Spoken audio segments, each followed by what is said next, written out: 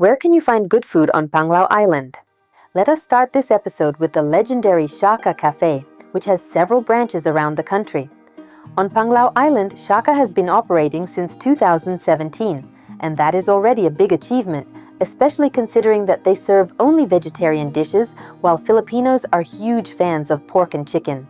So I got curious about who was behind the brand.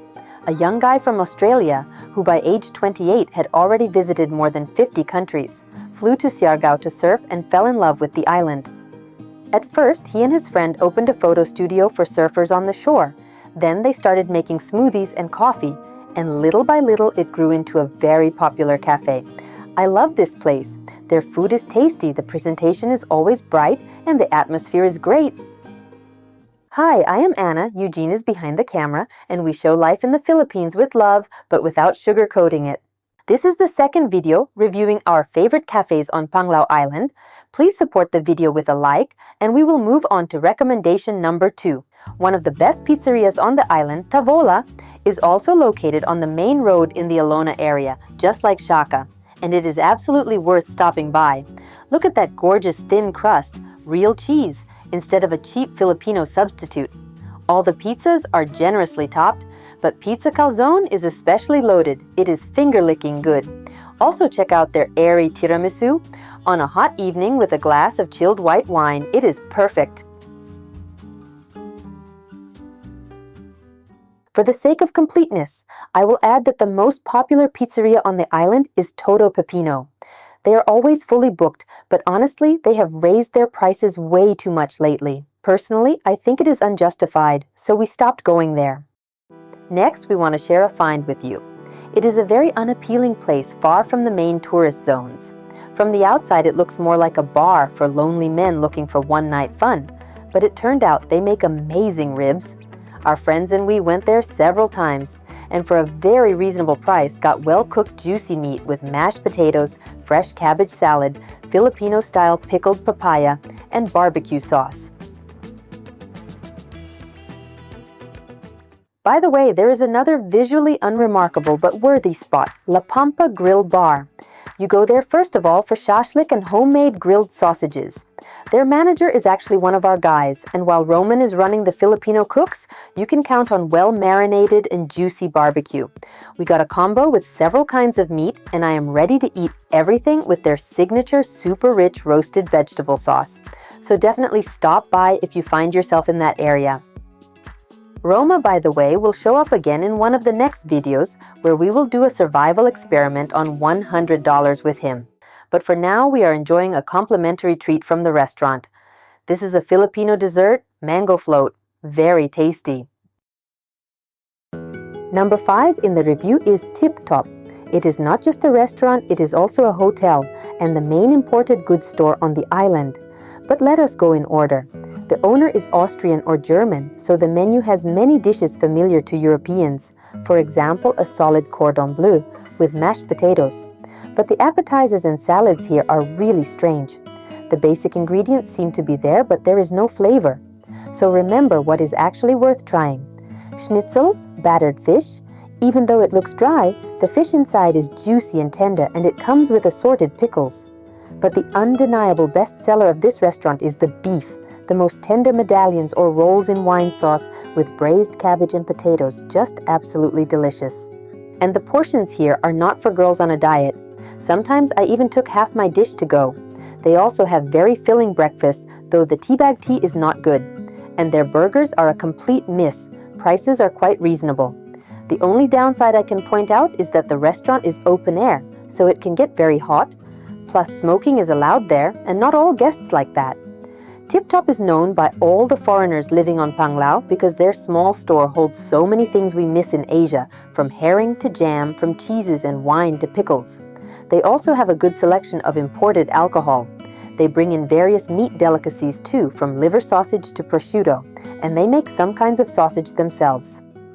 On the day I was filming, the main display fridge had broken down, but take my word for it, the cheese selection there is better than in the supermarket. I will show you our typical haul and the prices. Favorite bread from a private German baker, 160 pesos, pickles, and a piece of Emmental cheese.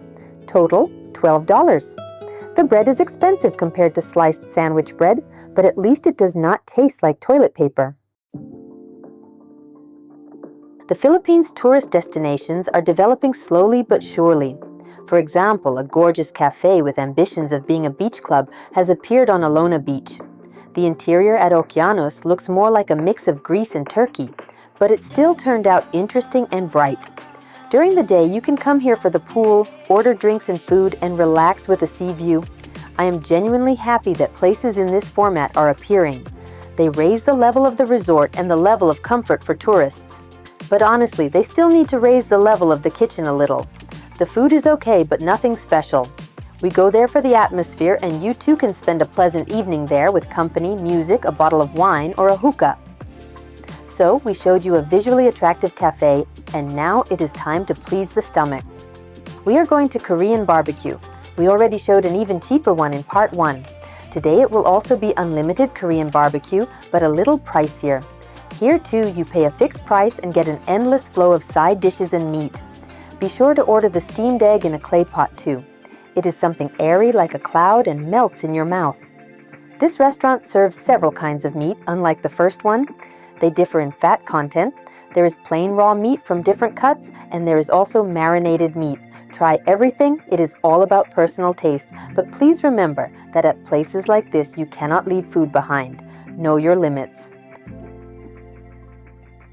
In the last episode, we showed you as many as 4 Japanese places. Yes, we love sushi. In this episode, there will be 2 more, but we will start with an anti-recommendation. We visited the new place Ninja almost right after it opened, and it was a pretty sad experience. There is a lot of space inside, nothing special in the interior, just a few details from Japanese culture. As for the food, ramen is definitely better at Kissa Cafe, and the rolls are honestly pretty depressing here too. You can tell they use local rice, and for me, that is an immediate red flag. That is why the rolls taste like supermarket prepared food. We got both a regular California roll and their most expensive one, special spicy tuna mango California rolls for 480 pesos. What we got was basically a little cake. There was plenty of tuna under the mountain of mango, and everything falls apart. In short, we do not recommend repeating this experiment. It is definitely not worth the money. Better watch part 1, where we recommended great Japanese cafes on Panglao. Listen, why are we talking only about food and more food? Where are the delicious cocktails and fun? Definitely at Bamboo Place. The menu is large, but the kitchen does not stay open all night. And let us be honest, people do not go there to eat, they go there to party. The whole cafe is open air.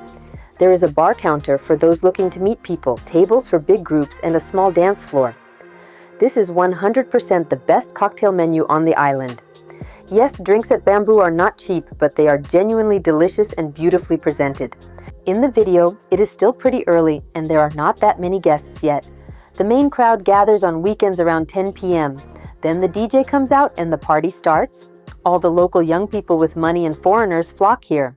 Bamboo Place is the #1 nightlife location on Panglao. Everything else is much more modest, cheaper, and worse in terms of service. And we are talking about the best, so it is time to show you the best Thai restaurant on Panglao.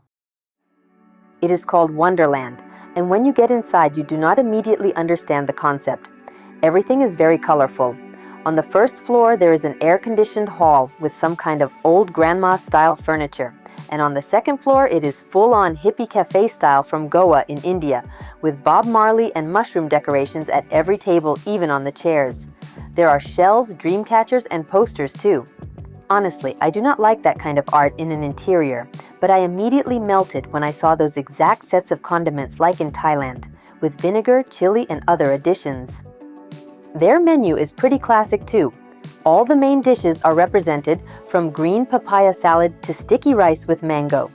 Between pad thai noodles and fried rice, we chose the latter and waited eagerly for our order. By the way, they do not cook fast, but it was worth it. Just from the look of the dishes, we understood it would be delicious. All the ingredients were there, the balance of spice and acidity was right. Just the traditional taste, as if we had ended up back on Samui or in Bangkok. We got maximum enjoyment from lunch and confidently declared this the best Thai restaurant on Panglao. Our gastronomic review moves from Thailand to Spain, where my husband and I still have not been, so we cannot vouch for the authenticity of the dishes. But we had a wonderful evening at a Spanish restaurant in Alona.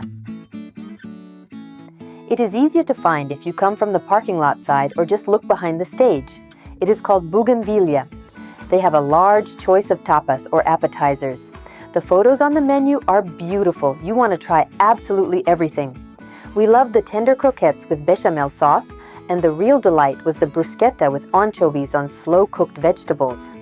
According to friends' reviews, they have luxurious jamun and sangria, but probably the true star of the restaurant is the juicy grilled octopus. The octopus is cooked beautifully, but keep in mind the portion is tiny. In any case, we are putting this Spanish place on the must-visit list. And I suggest moving from Alona to another beach, where in the middle of typical Asian development, they built something monumental and beautiful. Moadto is a 2-story shopping complex with a lovely area at the Doljo Beach Resort Hotel. It greets you with giant wooden gates about 8 meters high and has direct access to Doljo Beach. That beach makes me think of constant low tide, lots of stray dogs, and starfish. At sunset, we usually walk there and rescue the starfish left without water, and during the day you might catch an enterprising guy with a horse. For money, he will give you a photo session or let you ride it. Moadto feels like a breath of civilization. Because Panglao has very few such beautiful places, these shopping rows have been there for several years now. But there still are not many visitors because it is far away and not many people drive out there. But they should. Kids love splashing around in the fountains there. For adults, they organize dances like Zumba, and you might stumble onto some kind of exhibition. Last year, by the way, they had a cool dinosaur exhibit. They even moved and roared. So keep that in mind. Shopping in Moadto is not really about clothes, but more about souvenir shops. There are a couple of interesting ones there. Basically, I like this place so much that I got distracted from our main topic, the restaurant review. Let me fix that. 3 cafes you can visit specifically in Moadto. The first is the local chain Bohol Bee Farm. They always have beautiful presentation, decorated with flowers from their own farm, and large portions. But in classic Filipino fashion, everything is sweet, from the bread to the meat. By the way, our favorite dish there is actually meat. It is the braised ribs.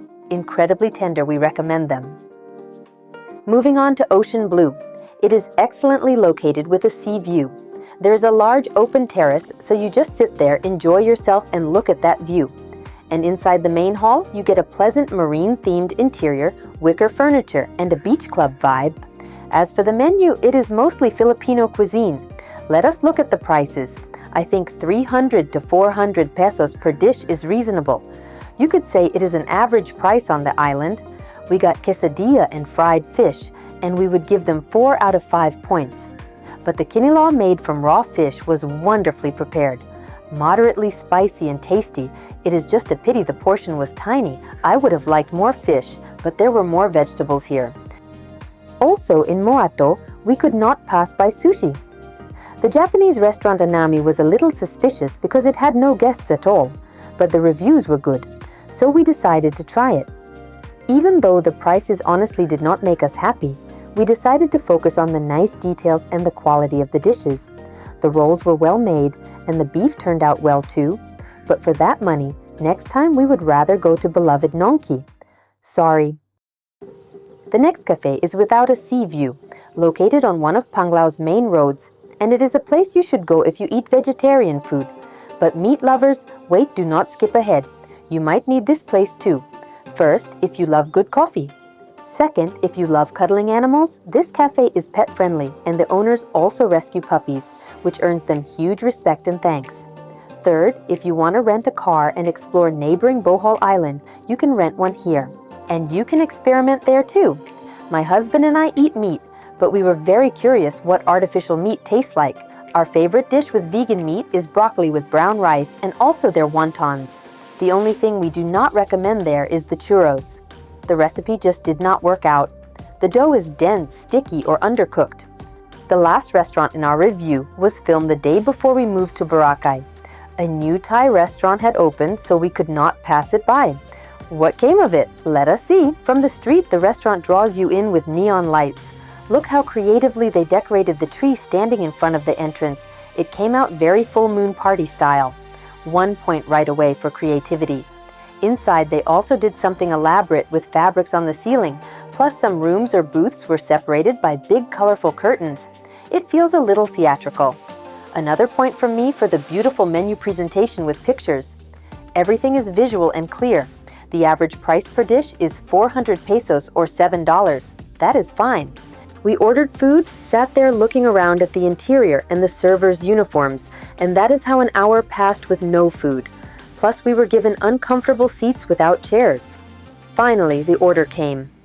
To be honest, the tom yum soup was good. Rich spicy broth, lemongrass, shallots, kaffir lime, everything was there. But their fried rice clearly needs work. Turmeric again, and none of that canonical Thai flavor. We didn't like this rice, and we confidently put this restaurant in second place after Wonderland. We saw 32 cafes in 2 episodes of our review. Now you definitely have plenty to choose from. Please like and subscribe. Come to the Philippines. May it be delicious and just plain enjoyable for you here. See you next time. Bye!